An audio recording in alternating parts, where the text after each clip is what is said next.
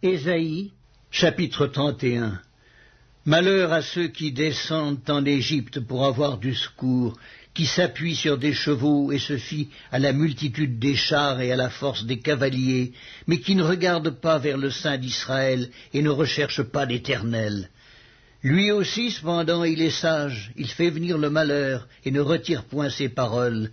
Il s'élève contre la maison des méchants et contre le secours de ceux qui commettent l'iniquité. L'Égyptien est homme et non Dieu, ses chevaux sont chair et non esprit.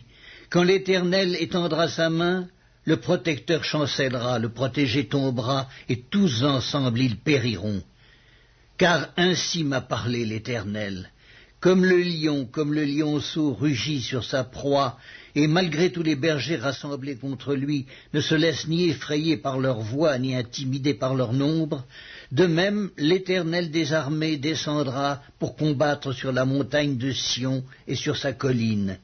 Comme des oiseaux déploient les ailes sur leur couvée, ainsi l'Éternel des armées étendra sa protection sur Jérusalem. Il protégera et délivrera, il épargnera et sauvera. Revenez à celui dont on s'est profondément détourné, enfants d'Israël.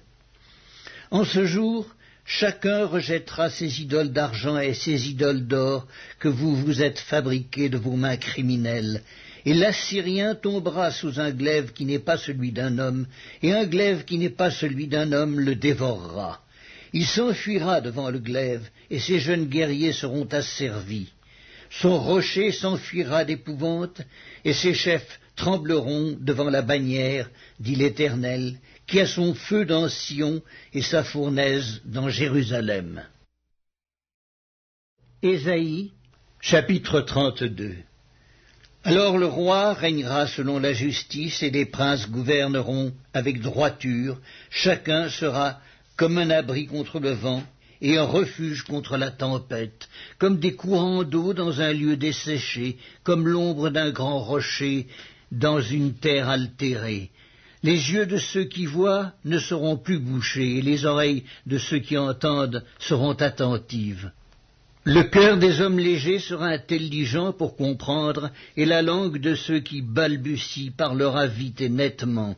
On ne donnera plus à l'insensé le nom de noble, ni au fourbe celui de magnanime, car l'insensé profère des folies et son cœur s'adonne au mal pour commettre l'impiété et dire des faussetés contre l'Éternel, pour laisser à vide l'âme de celui qui a faim et enlever le breuvage de celui qui a soif. Les armes du fourbe sont pernicieuses, ils forment de coupables desseins, pour perdre les malheureux par des paroles mensongères, même quand la cause du pauvre est juste. Mais celui qui est noble forme de nobles desseins, et il persévère dans ses nobles desseins. Femmes insouciantes, levez-vous, écoutez ma voix. Filles indolentes, prêtez l'oreille à ma parole. Dans 1 an et quelques jours, vous tremblerez, indolentes, car sans effet de la vendange, la récolte n'arrivera pas. Soyez dans l'effroi, insouciantes, tremblez, indolentes, déshabillez-vous, mettez-vous à nu et saignez vos reins. On se frappe le sein au souvenir de la beauté des champs et de la fécondité des vignes. Sur la terre de mon peuple croissent les épines et les ronces, même dans toutes les maisons de plaisance de la cité joyeuse. Le palais est abandonné, la ville bruyante est délaissée, la colline et la tour serviront à jamais de caverne. Les ânes sauvages y joueront, les troupeaux y paîtront, jusqu'à ce que l'esprit soit répandu d'en haut sur nous, et que le désert se change en verger, et que le verger soit considéré comme une forêt. Alors la droiture habitera dans le désert, et la justice aura sa demeure dans le verger. L'œuvre de la justice sera la paix, et le fruit de la justice, le repos et la sécurité pour toujours. Mon peuple demeurera dans le séjour de la paix, dans des habitations sûres, dans des asiles tranquilles. Mais la forêt sera précipitée sous la grêle, et la ville profondément abaissée. Heureux vous qui partout semez le long des eaux, et qui laissez sans entrave le pied du bœuf et de l'âne. Ésaïe, chapitre 33. Malheur à toi qui ravage et qui n'a pas été ravagé, qui pille et qu'on n'a pas encore pillé. Quand tu auras fini de ravager, tu seras ravagé. Quand tu auras achevé de piller, on te pillera. Éternel, aie pitié de nous. Nous espérons en toi. Sois notre aide chaque matin et notre délivrance au temps de la détresse. Quand ta voix retentit, les peuples fuient. Quand tu te lèves, les nations se dispersent. On moissonne votre butin comme moissonne la sauterelle. On se précipite dessus comme se précipitent les sauterelles. L'Éternel est élevé car il habite en haut. Il remplit Sion de droiture et de justice. Tes jours seront en sûreté. La sagesse et l'intelligence sont une source de salut. La crainte de l'Éternel, c'est là le trésor de Sion. Voici, les héros poussent des cris au dehors, les messagers de paix pleurent amèrement, les routes sont désertes, on ne passe plus dans les chemins. Il a rompu l'alliance, il méprise les villes, il n'a de respect pour personne. Le pays est dans le deuil, dans la tristesse. Le Liban est confus, languissant. Le Saron est comme un désert. Le Basan et le Carmel secouent leur feuillage. Maintenant je me lèverai, dit l'Éternel, maintenant je serai exalté, maintenant je serai élevé. Vous avez conçu du foin, vous enfanterez de la paille. Votre souffle, c'est un feu qui vous consumera. Les peuples seront des fournaises de chaux, des épines coupées qui brûlent dans le feu. Vous qui êtes loin, écoutez ce que j'ai fait. Et vous qui êtes près, sachez quelle est ma puissance. Les pécheurs sont effrayés dans Sion, un tremblement saisit les impies. Qui de nous pourra rester auprès d'un feu dévorant? Qui de nous pourra rester auprès de flammes éternelles? Celui qui marche dans la justice et qui parle selon la droiture, qui méprise un gain acquis par extorsion, qui secoue les mains pour ne pas accepter un présent, qui ferme l'oreille pour ne pas entendre des propos sanguinaires et qui se bande les yeux pour ne pas voir le mal, celui-là habitera dans des lieux élevés. Des rochers fortifiés seront sa retraite. Du pain lui sera donné, de l'eau lui sera assurée. Tes yeux verront le roi dans sa magnificence. Ils contempleront le pays dans toute son étendue. Ton cœur se souviendra de la terreur. Où est le secrétaire? Où est le trésorier? Où est celui qui inspectait les tours? Tu ne verras plus le peuple audacieux, le peuple au langage obscur qu'on n'entend pas, à la langue barbare qu'on ne comprend pas. Regarde Sion, la cité de nos fêtes. Tes yeux verront Jérusalem, séjour tranquille, tente qui ne sera plus transportée, dont les pieux ne seront jamais enlevés et dont les cordages ne seront point détachés. C'est là vraiment que l'Éternel est magnifique pour nous. Il nous tient lieu de fleuves, de vastes rivières, où ne pénètrent point de navires à rames et que ne traverse aucun grand vaisseau. Car l'Éternel est notre juge, l'Éternel est notre législateur, l'Éternel est notre roi. C'est lui qui nous sauve. Tes cordages sont relâchés, ils ne serrent plus le pied du mât et ne tendent plus les voiles. Alors, on partage la dépouille d'un immense butin. Les boiteux mêmes prennent part au pillage. Aucun habitant ne dit « je suis malade ». Le peuple de Jérusalem reçoit le pardon de ses iniquités.